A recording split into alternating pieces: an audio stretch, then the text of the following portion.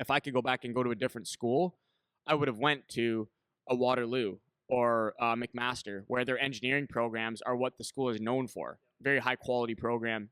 And that's not to say Windsor's isn't. It's just theirs is better. So if I was to go, or more reputable, let's say. Well, I know Waterloo, for example, Blackberry's right there.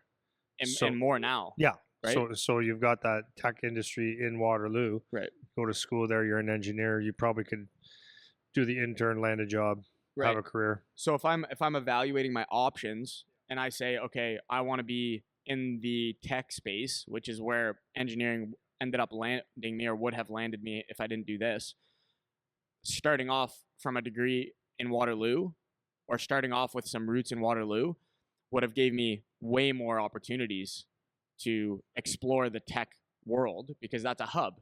If my goal was something different and I wanted to do in Broadway, then Broadway? Yeah. Acting on stage? Maybe I would look at Juilliard instead of going to University of Windsor, whatever. Good choice, by the way. Right? Yeah.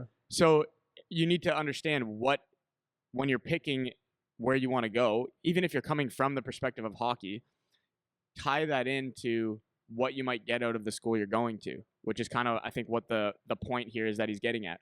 So obviously he's at Purdue, so he's making the pitch on Purdue that why that's a good place to be because it's a high quality academic institution. But even I don't know personally what Purdue is known for, as an example. So if they come to me and say, hey, come play hockey here, if now I know, okay, I need to have a backup plan if my hockey doesn't work out, then I need to know what am I going to get out of Purdue? What is that university going to do for me for my future endeavors, right?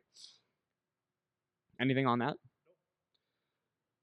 Continue now. While hockey is undoubtedly a significant part of your college experience, it's crucial to remember that it is only a stepping stone to your future. Pursuing a degree from a reputable institution like Purdue University ensures that you will receive a quality education that is recognized and respected in the job market. Investing in your academic and professional development during your college years will open doors to a wide range of opportunities and set you on a path to a successful and fulfilling career. So this kind of what I was saying with the engineering piece. If I come out of, so it's actually funny because this is very related to how people think about hockey. So if I come out of Waterloo University with an engineering degree, that inherently is looked upon more favorably than one from Windsor. Okay. If you go play hockey at Michigan versus Niagara as a Division I school, people inherently look at, oh, you played at Michigan.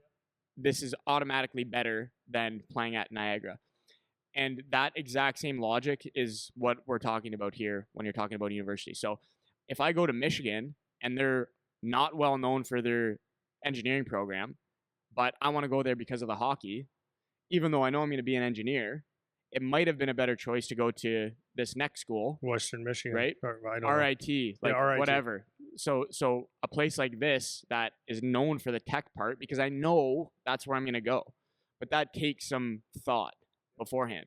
It has nothing to say and we're not discounting the hockey. This is the thing. It can be done together. It can be done at the same time. You know what I mean? Anything on that?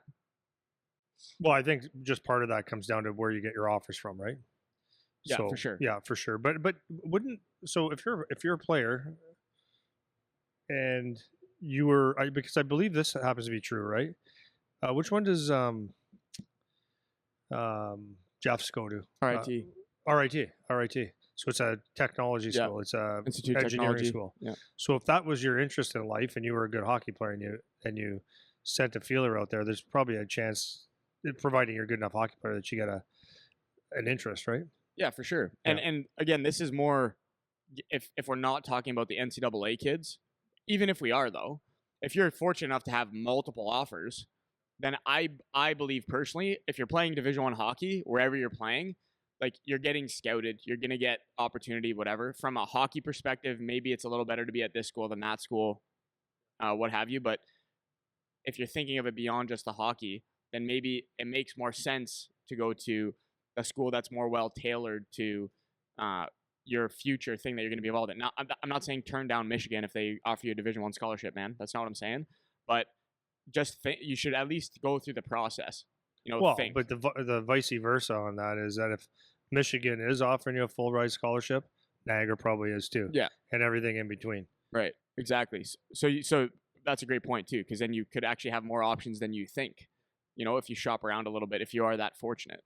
But anyways, to the point of this, it's exactly that. Just getting into that thought process where you're thinking about more than just I'm just gonna stick handle for the rest of my life, because you might not, and it's actually really likely that you won't. And it doesn't take anything away from your hockey to put some thought into this other stuff. So like to your point at the start, like you were talking about not having a plan B is a that works for some people, man. That can work and a lot of people will say that. Like, don't have a plan B. Plan A, go for it. All your chips are in, and that can work, man. That for sure that can work. But I think it doesn't, even if that is your philosophy, it doesn't take anything away from that by checking a box over here. And I talked to a lot of our academy guys about that.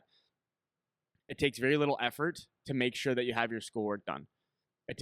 When you're in high school, it takes very little effort to make sure that you're getting a decent grade. It takes very little effort to make sure that you're still keeping all your doors open beyond just hockey for your academic purposes. If you want to be cleared for NCAA, if you want to be cleared for U Sports and make sure you have all the things that are required, it takes nothing away from your hockey pursuit to make sure that those things are also checked off.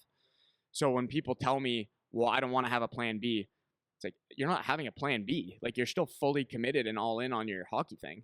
You have to go to school anyways. You have to be there anyways. You have to do work anyways. So making sure that you have the box checked, there's nothing wrong with having that also taken care of, And I think for a lot of young hockey players, they can get into the mindset of, I only care about this. I don't care about this. So I'm just going to do this. And whatever happens with the school part, I don't care, because right now I'm just all about the hockey. Going back to you as a kid, if people would have relayed a message to you relating it to hockey, then it probably would have been a lot easier to get you on board with, make sure I have my grades checked, or make sure I learn about finance, or make sure I know a little bit about real estate, or these kinds of things. Just education in general, Yeah, just in general.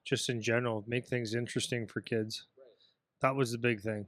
Yeah, and so this is kind of, if you don't have that, if you don't have the adult that can say that to you, hopefully this is kind of just opening that perspective of, it's not taking anything away from your pursuit with your sport to make sure you have these other things checked off. Yeah, I think it's just important to have like outside of the school piece is to have something that stimulates your brain, get you ask questions, take you away from the game a little bit, so that you're exercising a different part of the brain, and as you said, it will not hinder your hockey whatsoever. And then the other important thing is to realize which guy you are as a player. Is realize, like, there's like we know a couple that are pursuing hockey like there's no plan B, when there should be a plan C, D, E, and F if you're counting on hockey, right? It's like they're all, but you're fooling yourself. No, you're not fooling yourself. You're not facing reality. Yeah, I think it's kind of to your point talking about. I almost think of it like multi-sport. That's kind of how when I think most people would agree, by training other sports, it helps hockey. And from the brain perspective, I think doing other things, stimulating your brain in different ways, will also help hockey. Kind of to your point about getting other things that will give you some kind of a stimuli. Yep, stimuli, more than one.